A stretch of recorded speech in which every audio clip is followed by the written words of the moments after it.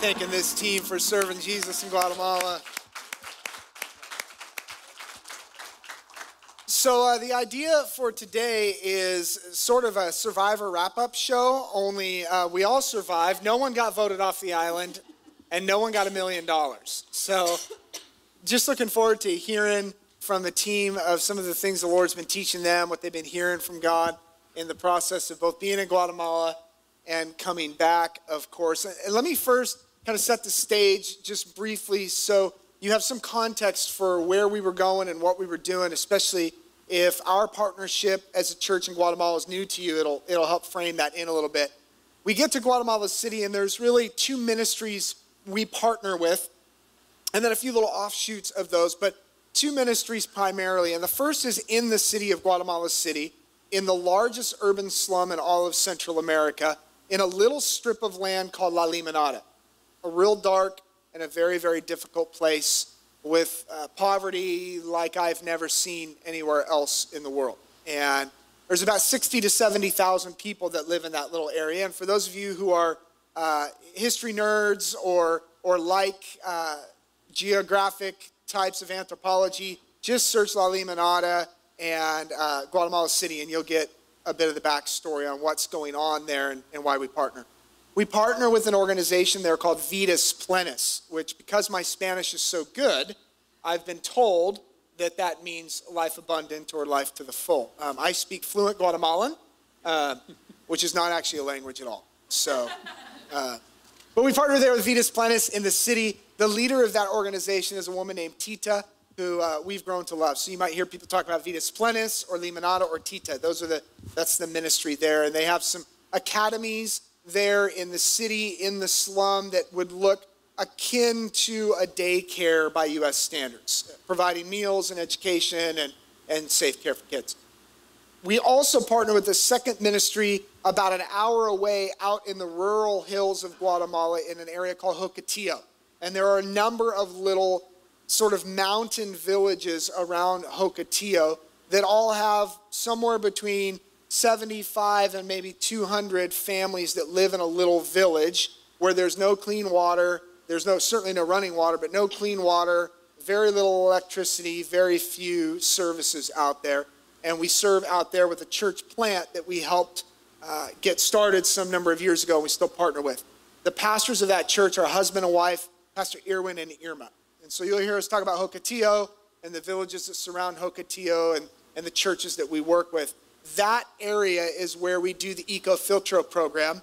For those who are familiar with that, you know what that is. For those not, Eco-Filtro is a 5-gallon bucket with a filtration system inside of it that was actually designed and manufactured in Guatemala. So we purchased those from a social entrepreneurship in Guatemala and then provide them to Guatemalans to give them clean water for 2 years. The number of deaths in that country because of dirty water would boggle your mind. So those are some of the ministries that we work with, some of the projects that we've done in the past. I'm at this point going to kind of hand the microphone over, and I'll kind of MC this team. What in the world did God teach you in your time in Guatemala?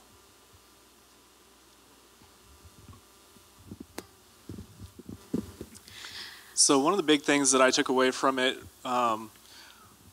we were going into the slums and coming out and going back to the city. And one of the days while we were driving back, I was reflecting on the things that we saw and God's presence there, even though it's a slum with injustices and just the people living in complete poverty. And yet God is still present there and working in these people's hearts to the point where they say, God bless you while you're walking down the street. They pray with you, and it's openly accepted there. And as we're driving back to the city one day, I'm realizing, well, even when we get back to the city in Guatemala City, that's not as prevalent anymore. The further out away from the technology and the hustle and bustle you get, the more God is visible. God is still present in the cities, and even here in the States, still very present, just the same as it is in the slums, but just distracted. We're so distracted by everything we have, and the people that have not, it's right in their faces. They're not distracted, and So the biggest takeaway that I got in the spiritual sense is being able to shut out those distractions, unclutter the life a little bit, and look at what God's doing, even in the places where all the distractions are, and people don't see it as much. Yeah.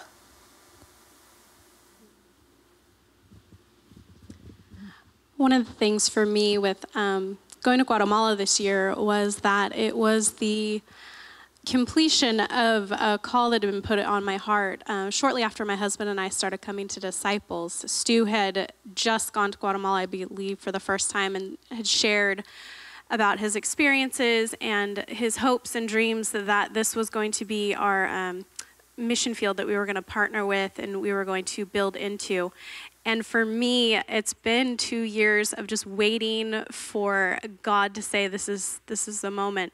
And it was incredible on this trip to feel the sense of community with the team, as at different points we would have interactions and we would share when we started feeling that we were going to go to Guatemala and the pull towards it. And each of us, it seemed like it wasn't just a spur of the moment, like we heard about it this year and decided we were going to do it for the first time. It was something that we'd been leaning into and hearing God speak about for quite a while. And it was just fantastic to see that so oftentimes the way God works, we miss it with our human eyes as he's building towards something.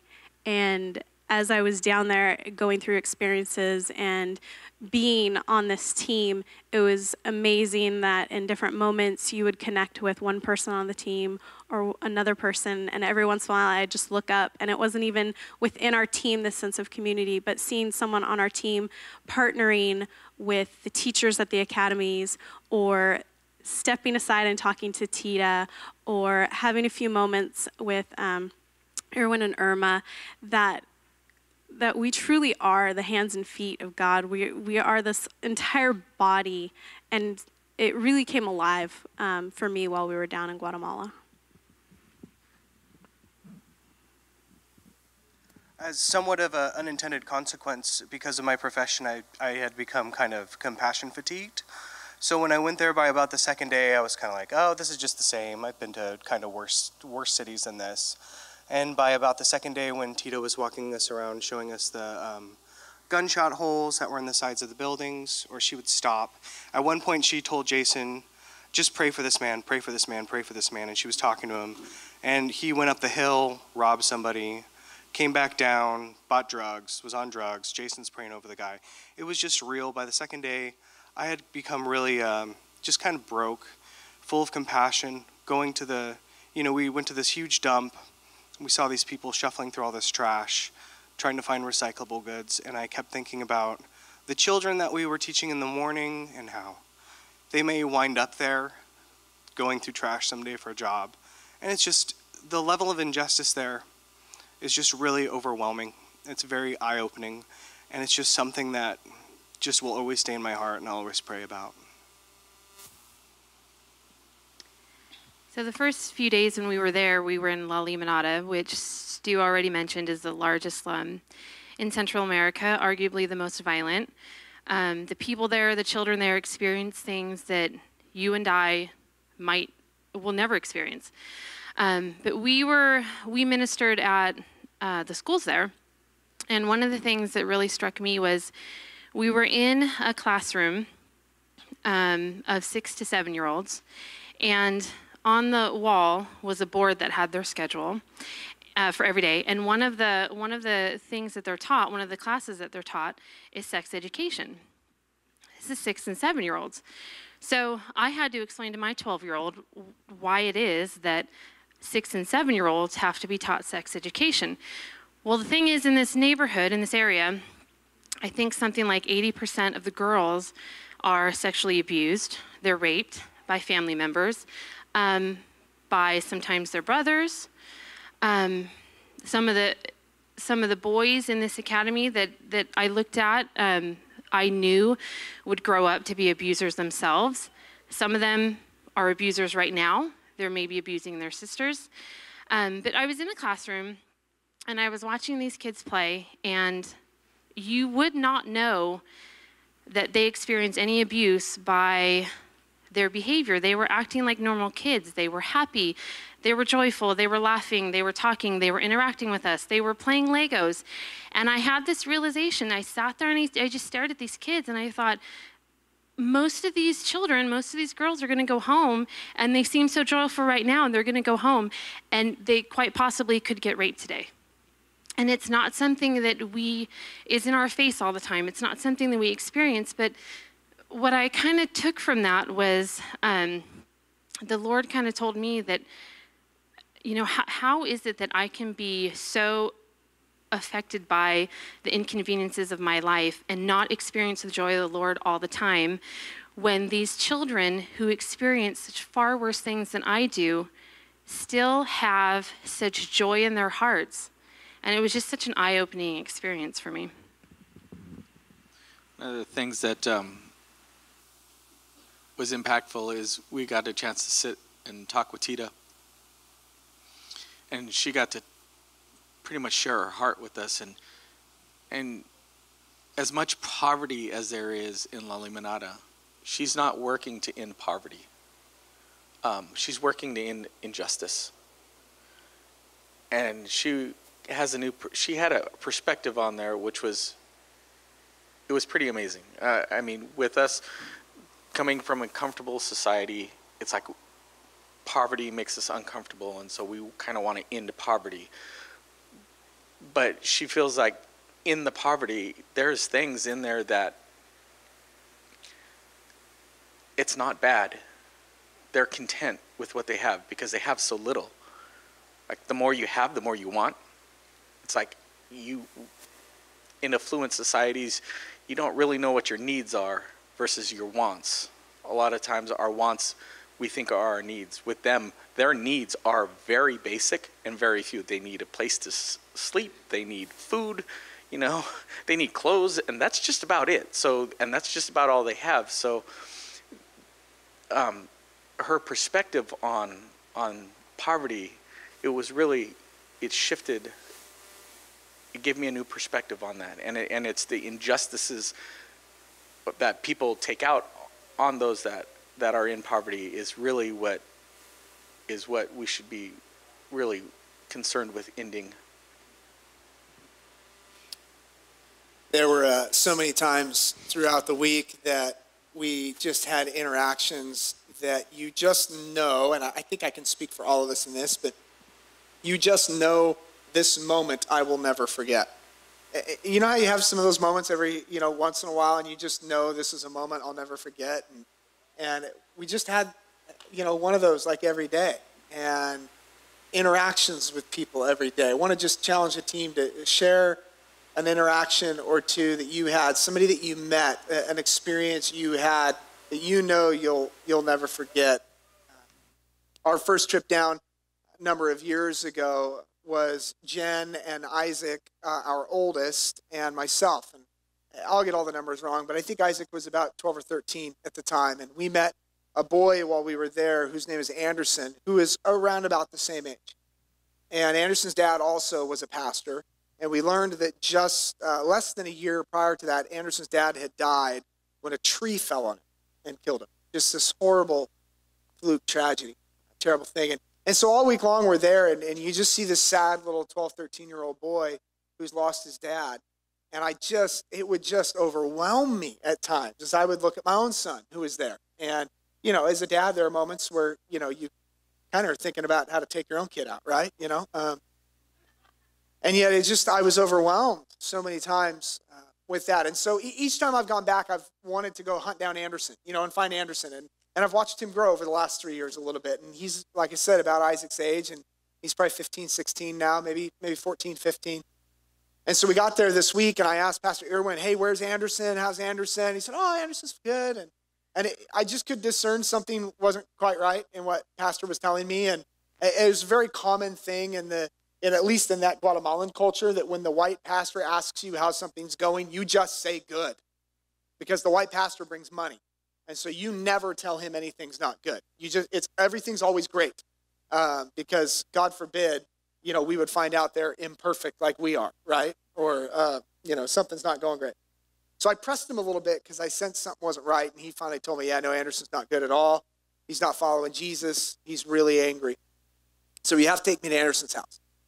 So we went, and I just got to spend a few minutes with Anderson, he and I, and the rest of the team kind of backed away and just let me and Anderson talk for a few minutes. And just a powerful moment that reminded me again, I didn't have anything profound to tell him. I didn't have a good sermon. I didn't have anything interesting.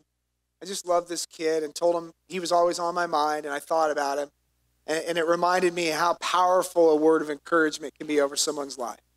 And how often when I'm in the States that I just skip it because I think I'll look like a softie, or I'm just lazy and don't want to do it, or I might actually have to listen to God to hear the encouraging word from my friend, or whatever it is. And just reminded how powerful that encouraging word is in somebody's life. And so I just ask you to pray with me for my friend Anderson. He's mad, and he says he won't follow God because he's mad at God for taking his dad who loved Jesus.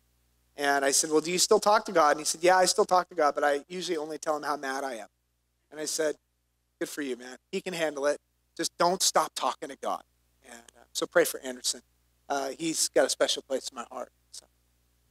Somebody else, powerful interaction. When we're in the inner city of La Limonada, we get the chance to serve in a couple of the academies while we're there. And the last trip and this trip, we had the chance to actually teach lessons to several of the different classes in La Limonada. So we went down there the first day. We were fairly well prepared and kind of taught our lesson, and it kind of bombed a little bit, so much to the point that the teachers the rest of the day just had us play with Legos with the kids in every class we were in. And maybe that was even more valuable, getting to just spend time with them, than the lesson. But as we went into day two, we had split up into two groups, and our group huddled down in kind of a lower level of the academy, and we were preparing, and we had decided that we were going to nail it today, and we prayed a very strong prayer for God to help us along with that. And the kind of the lesson plan was really designed to instill on the kids how important they are and how valuable they are to God and to us and to the people that care for them.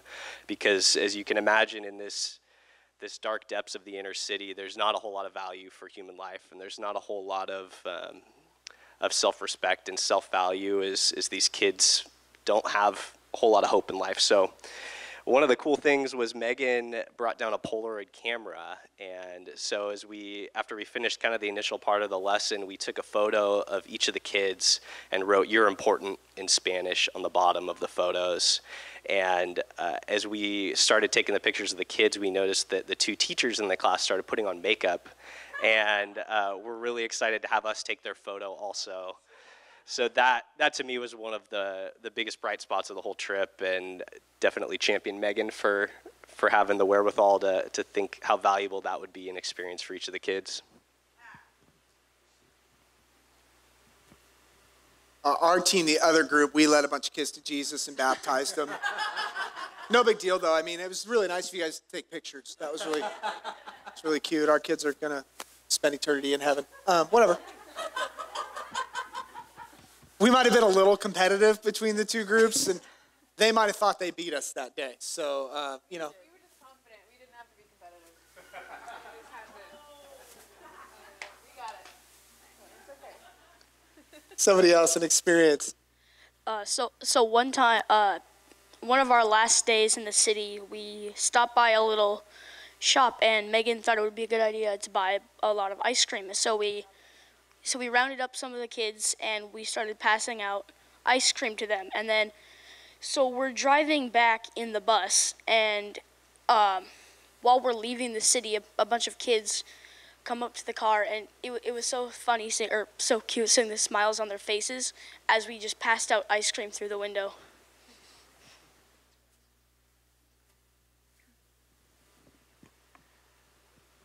So when we were in Limonada, like Sean had said, we were playing Legos with the kids, and that morning or I think the day before, we had been playing with like 5- and 6-year-olds. And they were so happy. We gave them pages to color and these little like glow-in-the-dark bracelets, and we all speak most of us speak very little Spanish, and you didn't really need to be able to talk to them that much. They were so happy, and they were like coloring my fingernails with crayons. It was great. And then we went to another class of 10, 11, 12-year-olds, something like that. And they were not nearly as happy. Like we were trying to play Legos with them, and Ruth and Sean and I were on a bench, and there were these two little boys across from us. And one kid was like kind of into it, you know, and Sean and Ruth and I were like jumping up and down and trying as hard as we can to like just be funny or something, you know, just get him to smile. And this other kid just would not smile. He would barely crack a smile the whole time. And I was kind of disappointed. I was like, I'm putting a lot of effort into this. Come on, guys. Like, you know, and Sean was like, you know, I couldn't last a day in this kid's shoes. You know, it's okay. And as we left, the whole group basically said the same thing. Like, none of us were really getting through these kids. And someone made the comment like, yeah, you know, these kids have seen more. They've experienced more.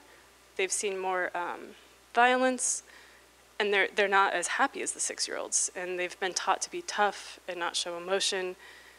And it was heartbreaking to see just the transition that like 4 years would make. You know, a few years these kids should be having fun, playing soccer, you know, but you could tell they just weren't really into it. And it was a little bit heartbreaking. As we left, I turned around and I saw the little boy actually started playing with the toy that we had made for him. And so it was nice to see that he, I think, hopefully enjoyed it a little bit, but it was at the same time heartbreaking to realize that he didn't feel that he could show us that.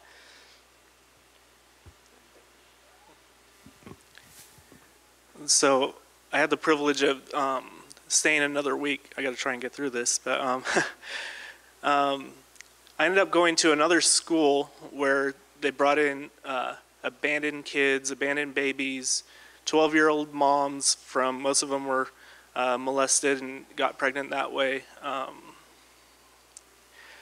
One of the things that brought perspective of the kids that we saw in La Limonada was a 7-year-old girl was brought in. It was her first time there that had just been taken advantage of. And she was in so much pain, doubled over crying. And she was angry at the guy that did it, and said if she ever saw the guy, she was going to drown herself. And so that's the things these kids are seeing. And to see these kids that are stone-faced, it's because from that age of 5 to 7, they've seen so much that they're kind of shutting off to the world. And that's something that was really hard to see.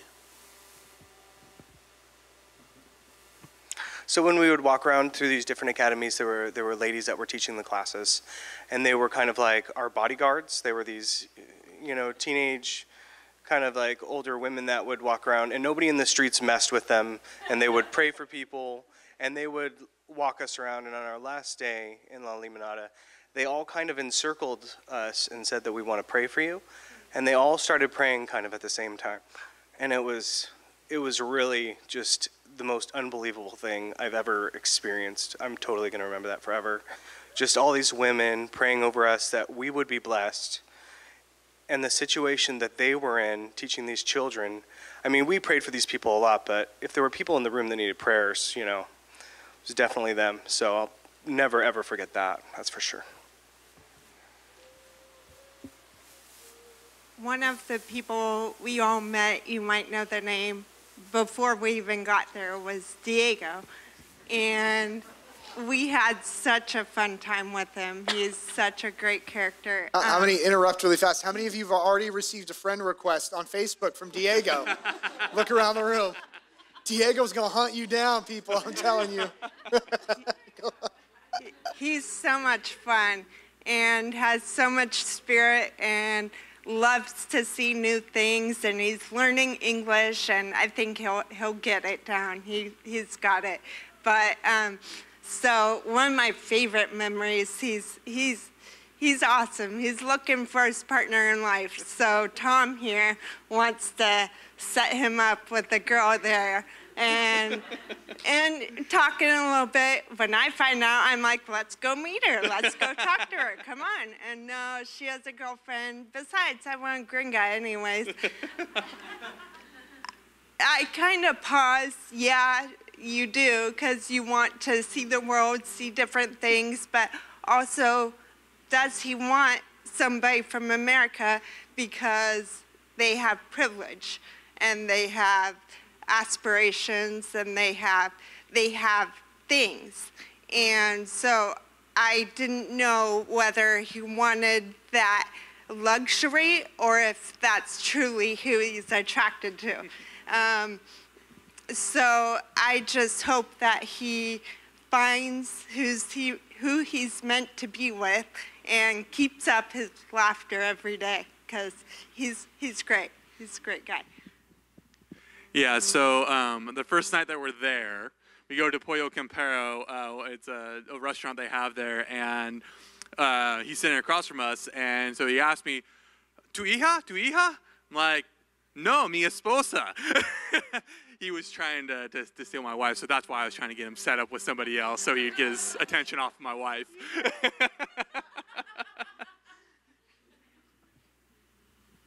So, but Sue, what were you trying to teach him? Hola, Dolphins? Hola, Dolphins, yeah. Somebody else, experiences you'll never forget. It was so fun because Diego is a large personality and he is very enjoyable to be around. But one of my favorite moments with Diego was one he probably didn't even know I observed. But on the day after they had kind of some after-school classes, and then they had come out and they'd had a devotional time, and then typically after that they get to go play soccer and just run and have fun. But on that day, it just started raining so bad. And so they weren't allowed to go out, and they were all standing under the covered balcony. And so the kids started getting a little rowdier and rowdier. And then all of a sudden, Diego walks out, and he just starts snapping his fingers, directing kids, and they just all stopped immediately what they were doing. The most respect I've seen instantaneously for a teacher, and just started following his directions immediately. And it was just a great insight to who he really is in that community, that as we're laughing and playing and being silly with him and enjoying his large personality, that he has such a heart for the ministry that he's doing, and the kids just feel the outpouring of love for them so much that they just instantly follow his directions when he gave them. It was an incredible moment. Or a bunch of themes throughout the week that we just felt God sort of threading through our experience, and a lot of that we'll just be processing for a long time. And for those of you who've been on the Guatemala trip in the past, you've gone ahead of us to some extent and processed some of that. But one of the things that we just saw over and over again that I think rattled all of us was the way that people were attentive to the voice of God, and how important it was to the Christ followers in Guatemala that they hear God speak to them. Something that is fairly foreign to us, at least a lot of the time. Reflect back, team, some of the ways that you were inspired as you saw leaders listening for God, as we banded together to discern God's voice at times. What are you learning about hearing the voice of God? As I was reflecting, one of the things that came to my mind was in one of the pictures, we are praying over a spot that they actually want to have be the second church that they plant in this, was that Santa Maria? Gallardo. Gallardo. Yeah. So it was their second. It was a second church that would actually be a part of their planting, and they're praying for this church and for leadership for this church, and a few of us got to kind of hear a little bit more of the background of, as much as they have this really established church, there's a lot of politics and other things that are going on, and how Erwin and Irma they're not about building their own empire. One of the things that we saw as we're driving there, we passed this massive building that when you look at it, you think it's a soccer stadium. And then you see a sign, no, it's a church. And it's, I guess, the biggest church in Guatemala, and the thing's massive. But Erwin and Irma, they're not worried about their little plot of land if that goes away or whatever happens. They're not worried about that. They're still just trying to plant all these little churches that can minister to these local neighborhoods, because in this town, yeah, there was 2 other churches, but they were so far away in the town that that local neighborhood just wasn't being ministered to. And so they were praying for this new church to be built and for, listening for God's voice of, what do you want to have here and who do you want to have serve here and, what leadership do you want to bring? And, they're so focused on building God's kingdom and not at all interested in their own empire. It was so humbling to see. God did so many things this last week. It was like a continuous stream of him just talking. I could feel it in between the team. I could feel it with the pastors. I could feel it with the leaders that we were meeting with. And I'm Megan, by the way, and this is my husband, TJ. I forget that you guys don't know who we are. So we live in Anderson. And Stu was actually our youth pastor when we were in high school. And that makes me old. Yep, he's the old man. That's what we call him. We've never actually called him that. And Sean went to, did you technically go to high school with TJ? I don't know, high school age. Anyways, so we came on this team. We had no idea who the team was with. We had no real meetings with these people. We had like one 30-minute meeting. And we're like, hey, we're going to Guatemala with the team we don't know, and we're not really sure what we're doing. Okay, like, we'll make it work.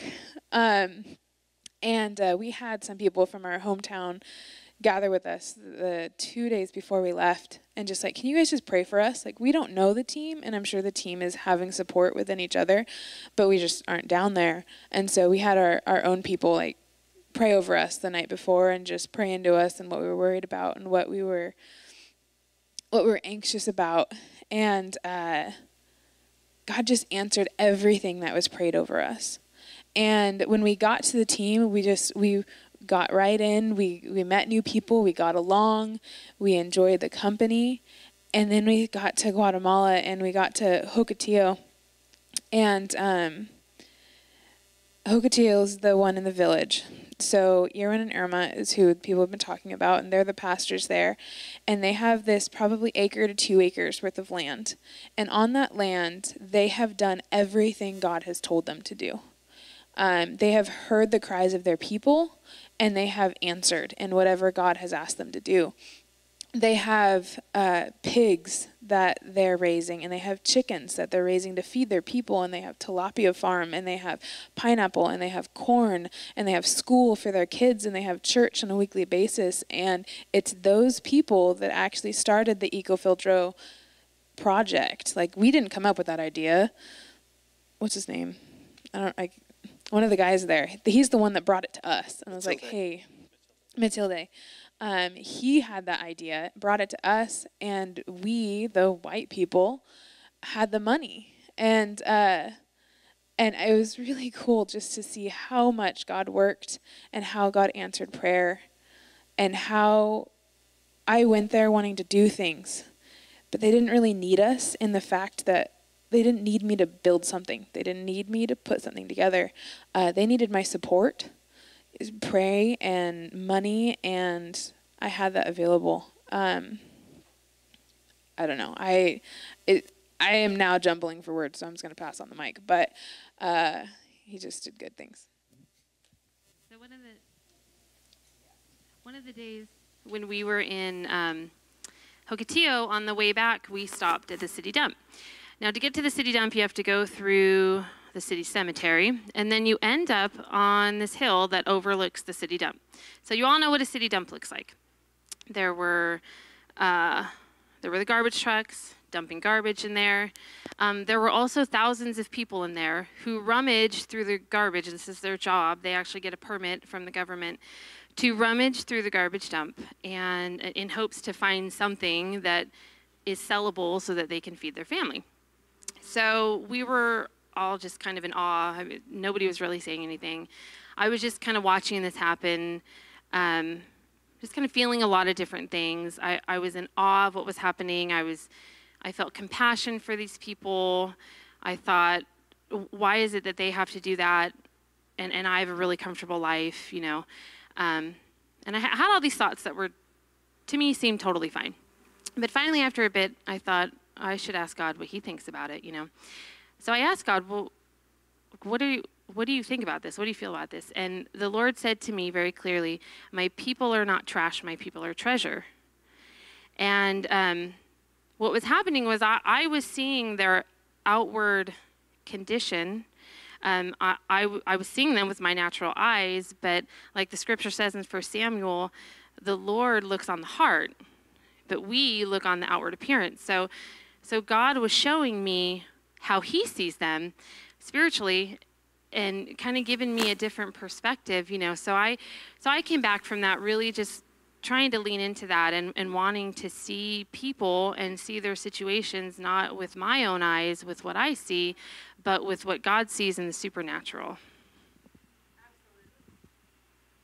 And I think one of the things that is so poignant for us when we're in Guatemala that we try to bring back and work out in our daily lives is the reality that God's already at work in every situation, in every city, in every scenario.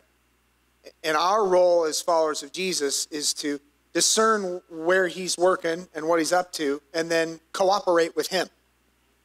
But like, we're Americans, right? So we do our thing when we want to do it.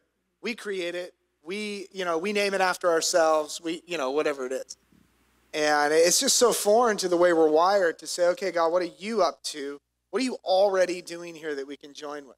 And we use the eco-filter example so many times because it's just such a perfect, we just kept going and going, God, what are you up to? What do you want us to do? And Jason and Sean and I are there, and Matilde shows us a water filter, and he says, this will save lives every week in my village.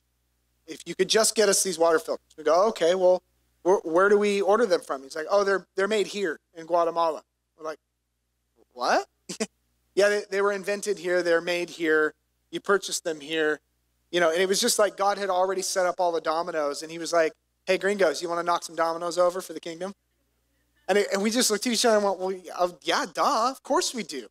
And so, here we are 2 years later, and you, through generosity, have provided clean water to a little over 300 families in Guatemala, because you were just the people who said, let's knock over some dominoes for the kingdom. Like, God's already up to it. We didn't have to go in there and, do our own thing. And so it's just trying to bring that home and go, God, what are you up to in my family? What are you up to in that cubicle? What are you doing in that conversation that you want me to cooperate with? I don't have to make anything happen. I'm just going to cooperate with you and be hands and feet.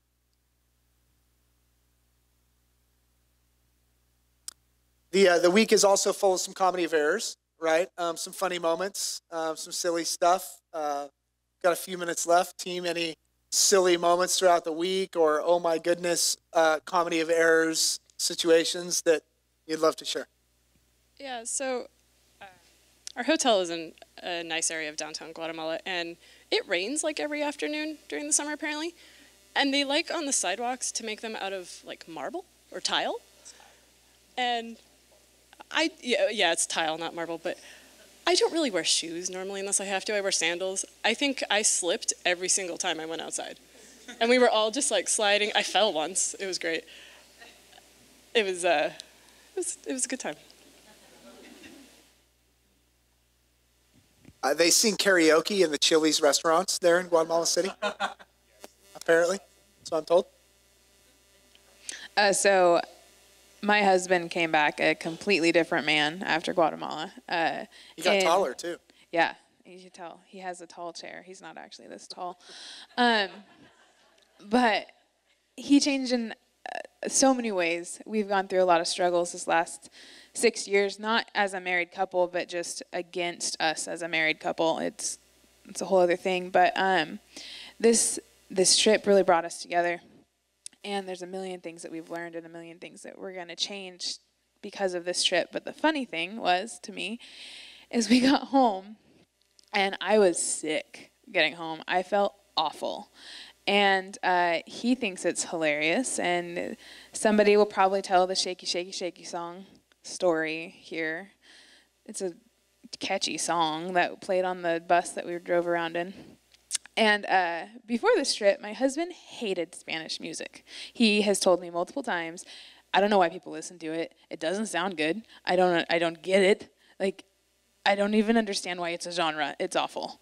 And we get back, and I am like holding in all my nausea and my awfulness because we have to drive back into Reading.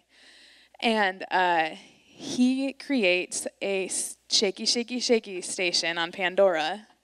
Oh, that's awesome. And we listen to Spanish music all the way home. And he's thrilled because now he can listen to his hip hop rap with the kids, and the kids don't know what it's saying, so it's even better. That was just a little bit of comedy for us. So the last day that we're there to before we head out to Ocotillo, Tita had asked us to stop by so we can take a picture with her. And so we get the address and we plug it into Google Maps. And as Josh said, basically when you plug in an address in Guatemala into Google, it basically just gives you a big middle finger.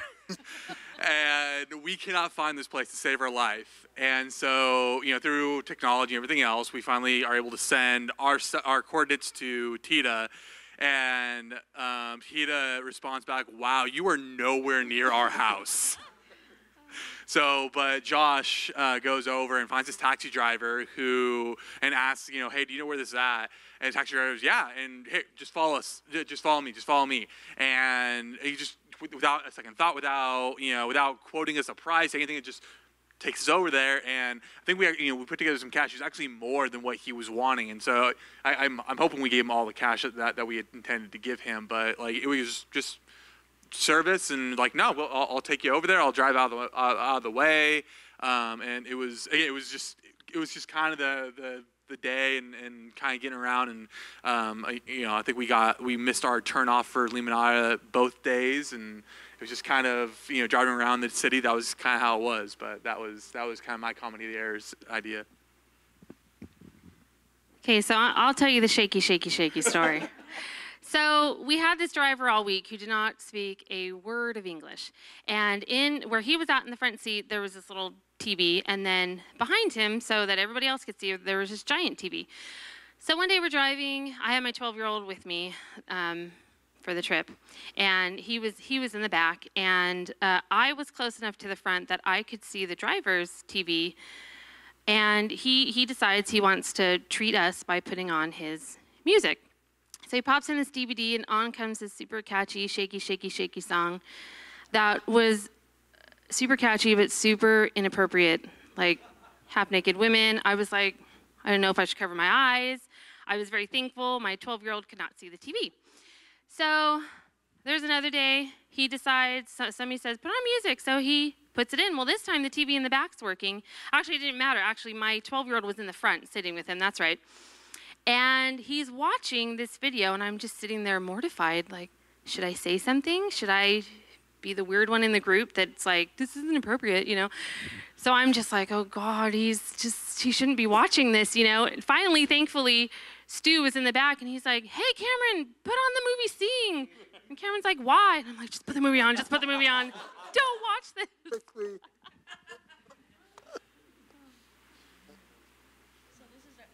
This is a quick one, but one thing that I'm never gonna do again: eat American pineapple, ever. And don't eat sketchy Guatemalan food that looks totally undercooked from a sketchy hotel.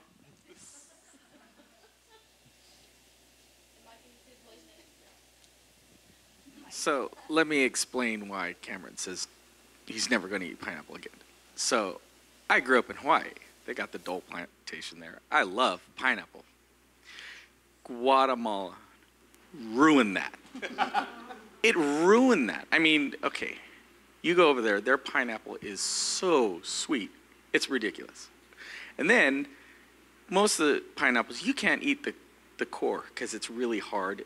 And no, you can eat, it is tender. And it is, I'm like, how does this even exist? So yes, so I'm not even going to try to, kid myself that pineapple over here is going to be anywhere near that, because I don't think I can take the letdown. Well, I encourage all of you, is I'm going to kind of wrap us up here to grab lunch with someone on the team, get their ear, hear more about the ways that God has worked in all of us. And everyone on this team has heard me kind of share my heart that this trip is really more of a kind of a formational pilgrimage for me than it is a missions trip. And while I think that rings true for a lot of us in the way that God and the Spirit worked in our lives, Disciples Church still has a really significant impact in the country of Guatemala. And those of you who have invested in that and have prayed for us need to hear about that. So me, the numbers guy, I'm going to kind of help quantify that for you. And the last two trips, Stu and I went down there with, the last one was Stu, me, and Beth Biggers. And the trip before that, it was Stu, Jason Blumel, and I. And after the last trip, we looked at each other and tearfully said, I don't know that we can keep bringing 3 people down here. Disciples needs to catch the vision and the passion that we've had for this country for the last couple of years. And as we prayed over the last year and did some things differently strategically, we brought 16 people down this time. So I'm so grateful for everyone on this team. This was a phenomenal team. I would go anywhere in the world with any of you. So in addition to bringing the 16 people down, we gave another 150 water filters away and provided clean water to 150 families for 2 years. And on top of that, we had some extra financial resources we were able to invest down there. So on our last trip, we purchased a very small plot of land that they have a little schoolhouse on. And Megan didn't mention it, but Megan's a LuLaRoe representative. Those are the leggings that your wives have too many of. Yeah. And just posted something on the message boards because I guess they have a manufacturing facility in Guatemala, and asked for some money from other LuLaRoe representatives to help out with school supplies for this little schoolhouse that we bought. And in 2 days, they gave over $550 that we were able to buy school supplies for. In addition to that, in Limonada, we gave Tita a sum of money and just told her, hey, we trust whatever you want to do with this. And so the next day she came to us and she said, hey, remember that classroom you were teaching in that was really hot because there's no windows or ventilation? You gave us exactly the amount of money we need to put windows in those classrooms. So we're going to do that next week. And finally, we left some resources in the church in the hill town of El Jocotillo, and I think they're going to buy pigs with it, which is a pretty big deal for them, and they're going to let us know exactly what we do with that. So for those of you who have invested financially in this team and on this trip, those of you who have purchased water filters, Scott Streeter, who's here, who built our water filter display out there. Yeah, clap for that. You've all made a really big impact, so I hope that you'll continue to pray for Guatemala and continue to join us, as that is really kind of our flag in the ground for global missions. So thanks again. Love all of you. Thanks for all your support. And now I have to do the awkward transition to say goodbye.